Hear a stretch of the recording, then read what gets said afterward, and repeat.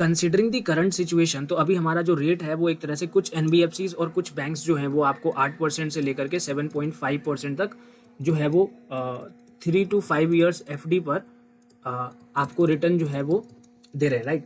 जो इन्फ्लेशन है वो हमारा अभी कंसिडरिंग 7% है, फिर भी आपको जो है वो लगभग 0.5 to 1% का स्प्रेड है बन रहा है। बट अगर आप 3 से 5 साल के लिए इन्वेस्टमेंट करते हो ना, तो इसका सिंपल सा मतलब है कि जो एफडी रेट आज आप लॉक करोगे, आपको उसी एफडी रेट पर इंटरेस्ट जो है वो मिलेगा in this tenure 3 to 5 years। Whereas जो इन्फ्लेशन होगा वो आने वाले 3 से 5 साल में दिस इज एक्सपेक्टेड कि ये आरबीआई के रेंज में आ जाए, दैट इज अप्रोक्सीमेटली 4 to 6% के बीच में। इट इज एक्सपेक्टेड कि 2014 तक में ये 5% तक जो है वो हो जाएगा। तो यहाँ पर आप देख रहे हो कि अभी आपका स्प्रेड जो है वो 1% का बन रहा है, बट आने वाले टाइम में ये हो सकता है आपको 2 से 3% तक का स्प्रेड या फिर उससे ज़्यादा का स्प्रेड जो है वो यहाँ पर आपको देखने को मिलेगा।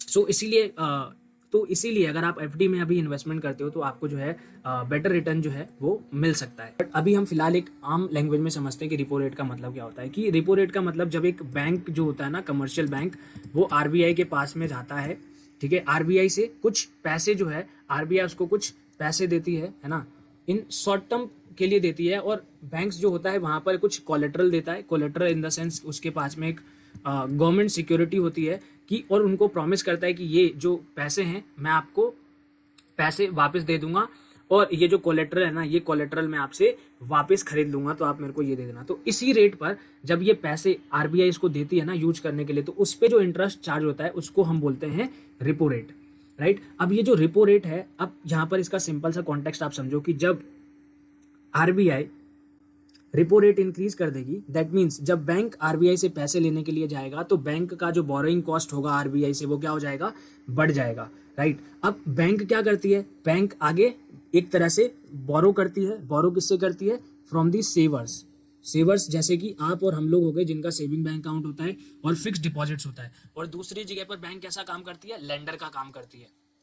तो हमसे वो पैसे ले लेती है और यहाँ पर लैंड कर देती है आगे में। तो जब बैंक यहाँ से पैसे ले रही है, तो अब यहाँ पर क्या होगा कि जो एफडी रेट्स, सेविंग रेट्स होंगे वो इंक्रीज होंगे, and at the same time जो लैंडिंग रेट्स होते हैं, जैसे कि हाउसिंग लोन हो गया, ईएमआई हो गया, कार लोन, व्हीकल लोन हो गया, या फिर एजुकेशन लोन हो गया, तो वो भी बढ़ जाएगा, राइट।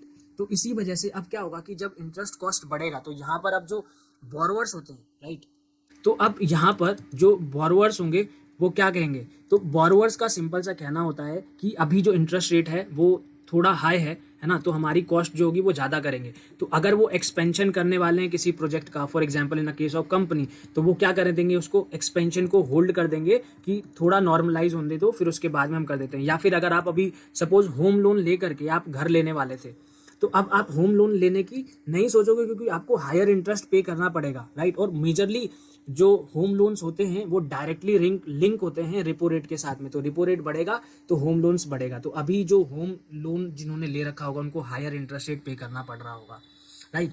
तो अब आप क्या करोगे, थोड़ी देर के लिए आप होल्ड करोगे, और इवन अगर आप के पास में कैश अवेलेबल है तो वो आप फिक्स डिपॉजिट में डिपॉजिट करवाओ। 1 साल बाद जब इंटरेस्ट रेट नॉर्मलाइज हो जाएगा तो फिर आप होम लोन लेकर के अपना जो है घर खरीद सकते हो, right. So this is how the money supply work in the economy. क्योंकि अब जब यहाँ पर ये जो आप होल्ड करते हो, तो यहाँ से क्या होता है कि यहाँ से अल्टीमेटली जो डिमांड होता है पैसों का, वो डिमांड जो होता है वो कम हो जाता है। अब डिमांड कम होगा तो इन्फ्लेशन जो होगा, ठीक है, कंसिडरिंग अदर थिंग्स, इन्फ्लेशन जो होगा वो भी कम हो जाएगा। So this is what I gave you the broader perspective, जिस तरह से आप जो है मनी सप्लाई को समझ सकते हो, राइट। तो अभी हम देखते हैं कि रेपो रेट जो है वो 2.25% से इंक्रीज हुआ है, but in the same period of time अगर हम एफडी रेट्स की बात करते हैं तो एफडी रेट कहीं पर 1 से 2% तक का, डिपेंडिंग अपॉन दी बैंक्स, क्योंकि सबके अपने अपने रेट हाइक हैं। तो अभी जो है 1 to 2% तक का जो रेट हाइक है वो एफडी में हुआ है।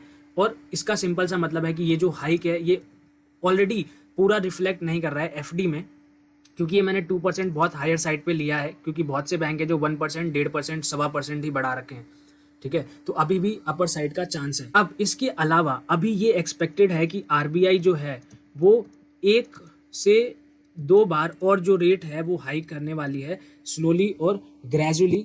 तो ये आपको आगे आने वाले टाइम में जो है दिखेगा, बिकॉज इन्फ्लेशन जो है वो आरबीआई के लिमिट में अभी भी नहीं है, क्योंकि आरबीआई चाहती है कि वो 4 to 6% के करीब हो, बट अभी भी जो इन्फ्लेशन है वो 6% से भी 6.5% से भी ज़्यादा है। So look at the broader picture. अगर आप वेट कर सकते हो 2 से 3 महीने के लिए, फॉर एग्जांपल मार्च अप्रैल तक में, तब और क्लियरर पिक्चर हो जाएगा।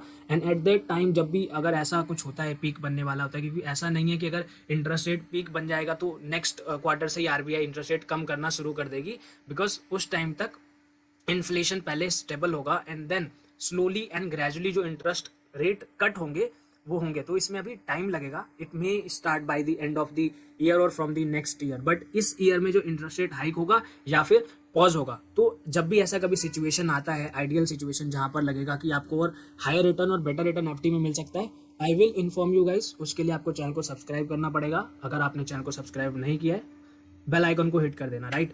सो अगर आप वेट कर सकते हो तो आप 2 से 3 महीने का वेट कर लो। अदरवाइज अभी भी अट्रैक्टिव रिटर्न्स मिल रहे हैं मेरे हिसाब से, तो आप अभी भी इन्वेस्टमेंट अगर करना चाहते हो तो आप कर सकते हो, राइट।